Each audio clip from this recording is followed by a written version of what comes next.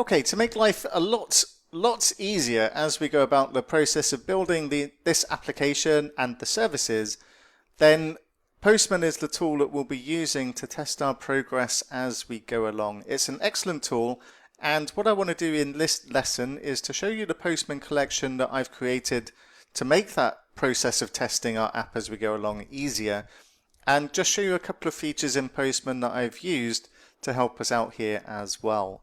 So we want to import the collection that I've created. So inside Postman, if we go to File and Import, then we can drop anywhere to import, and I'll just select the file. Inside the course assets, inside Postman, then I'm going to import this Carstys Postman collection.json. And once that has imported, we should see the collection inside here with folders for the different requests that we'll be using in different sections throughout this course. Now for section 2, for example, let's just take a look at a couple of requests that we can execute right now. What we have here is a request to get all auctions, but Postman lets us use variables in place of hard typing the URL that we're going to request from. So in this case, we can see the variable is HTTP localhost 7001, which matches the URL of our API service or our auction service.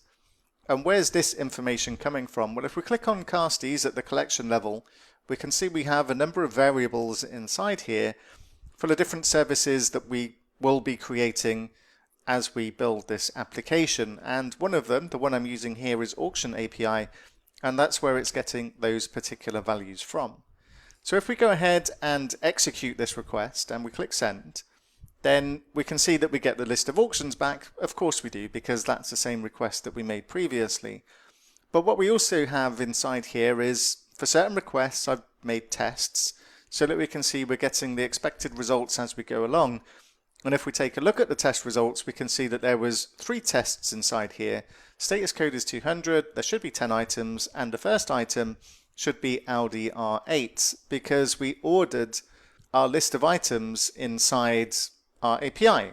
And if I was to make a change to the ordering, for example, and instead of item.make, I said, let's order it by item.model, then I'd expect that test to fail. And if I give that another go and I click send, this time we get a failure because the first item should be Audi R8, but instead we got a Ferrari as the first item in the list. And if we take a look at the body, then the first item returned in this case is a Ferrari because this model happens to be first in the list.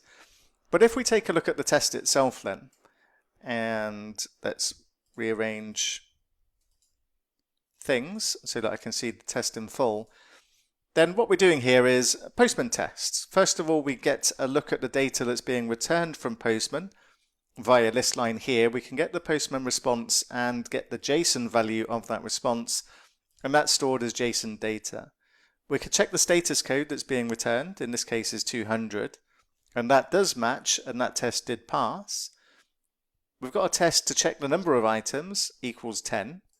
Obviously, if we do add another auction to our items, then that test will fail. So they're quite fragile tests we've got in here that are going to be used at various times, but as we add more auctions, then of course this test will fail because it's kind of fragile, this particular test. And then we've got the test of the first item should be Audi R8, and great, this one is what we're failing on currently because it's not equaling Audi or R8 as the first car that's being returned. So we can fix that test, of course, by rearranging what we're sending back to be the item.make instead of model in terms of the ordering. And if I click send, then the test now passes. So a very small taster of what's going on inside that particular request, just to show you that as we're checking things as we go along, you've got some reassurance that you're doing things in the same way I am. Of course, if you use different seed data, you've added more items, then you can expect these tests to fail, and you would need to adjust them if you wanted to so that they do pass. If we take a look at the next request, this is just to get a request of a specific car.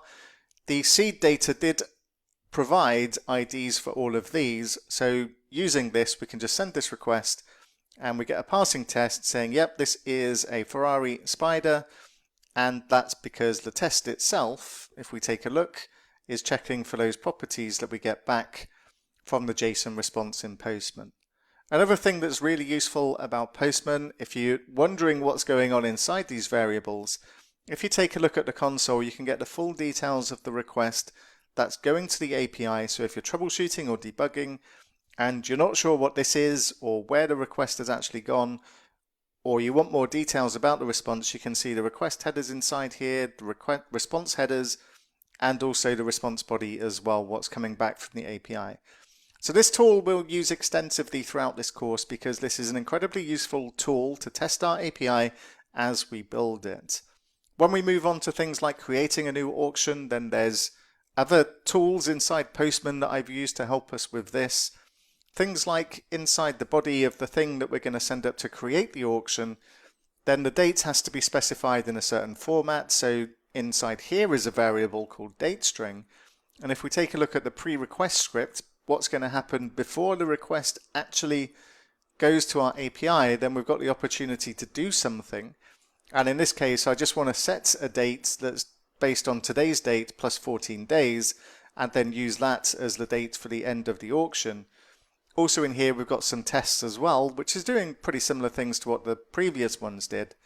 But also what we've got inside here is a collection variable set method, so that from the created ID, which we do not know at the time of creating the auction, then we're going to set that as a variable so that we can use that in future requests where we make use of the created item ID there. So after we've created an auction, we'll be able to update that created auction, etc. So hopefully you'll find this Postman collection useful. Please do import it into your version of Postman because we'll make heavy use of this as we go and build our application. Also, what we can do inside Postman that's pretty cool is if I click on the folder level, then I've got the ability to run all of these queries at the same time and run the tests at the same time. So we kind of use these as checkpoints sometimes to make sure that we've done everything we're supposed to do for this particular service. And if I click on run casties, it looks like I've been running tests too many times here because I'm using the free version of Postman, and I think this will still work. I'll give it a go anyway. And I fail, but I fail because when it tried to create a new auction, that doesn't exist at this time because I haven't written that endpoint, and we get a 405 method not allowed. But the first two passed, and then we stopped because it just ran into an error where it couldn't even create the auction. So anyway, this is Postman, this is what we're going to be using, and in the next lesson we're going to take a look at creating the endpoint so that we get all of these requests and tests passing before we move on to the next section.